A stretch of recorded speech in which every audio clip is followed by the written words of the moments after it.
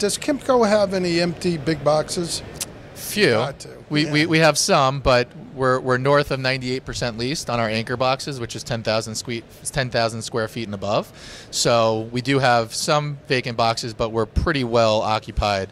That being said, as everybody knows, Toys R Us is going through a process, so we will have additional box inventory to work through. But when you're 98% leased, that gives you opportunity when you're essentially full. Okay, so it's going to vary from location to location. But what are some of the top ideas that you have for the empty big boxes? And again, it's not going to be the same in every location. Right. So what are some of your ideas to take care of those big boxes? Well, if the market calls for additional retail, we've seen a lot of activity from the off-price guys. Continue to see fitness as a use that is expanding. Specialty grocers continue to do deals.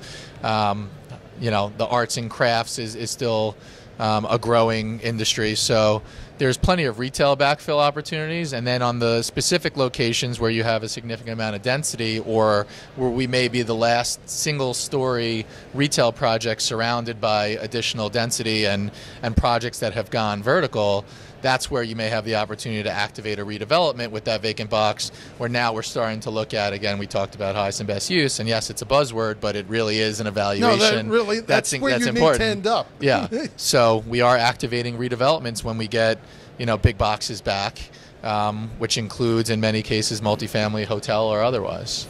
What about healthcare? And what I mean by healthcare, I'm not talking about doctors' offices, or what I'm looking at, and I was talking quite a bit about this, is something like a pharmacy where the front part is retail and the back part is urgent care, eye care, anything, like LabCorp. Sure. Anything that brings people to the back of the store and brings people into the center. I mean, because I look at that and I go, wait a second, that could generate a lot of traffic if done correctly, and you could fill up a big box.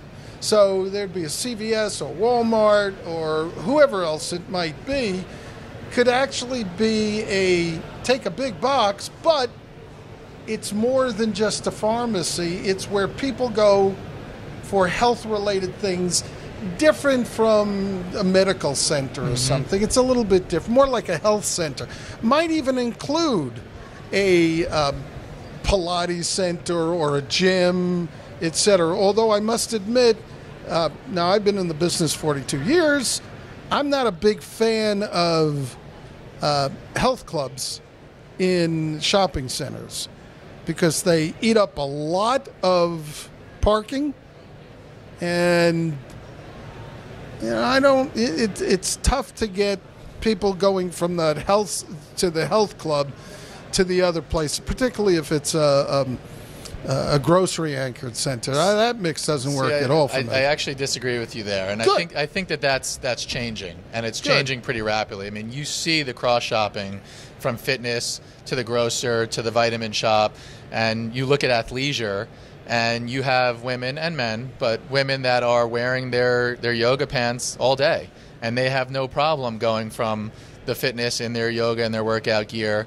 and going shopping, even if they're a little bit sweaty or just came from there. So, and I think the other retailers are starting to take notice as well. We've seen grocers that previously were very restrictive on fitness now starting to become a little bit more lax with allowing them in the center.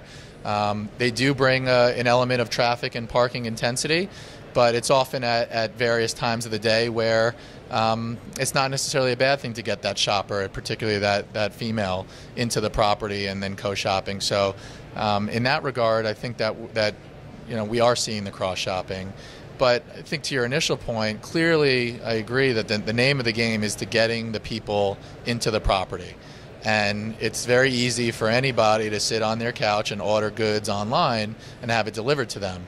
So it's our job as a landlord, both curating the appropriate tenant and types of tenants that are coming to the property, whether it be medical, service, fitness, to ensure that not only are we creating the right tenant mix, but an inviting environment that is safe, well-lit, well-landscaped, convenient, has accessibility, has visibility, all the things that would, have a customer want to get off of their couch and come to the property and spend time rather than just having somebody bring them the goods. So, what shape or form that may end up being with a pharmacy mixed with services, time will tell. But if that's what brings traffic to the property, we're all for it. Yeah, most dollar per square foot. There you go.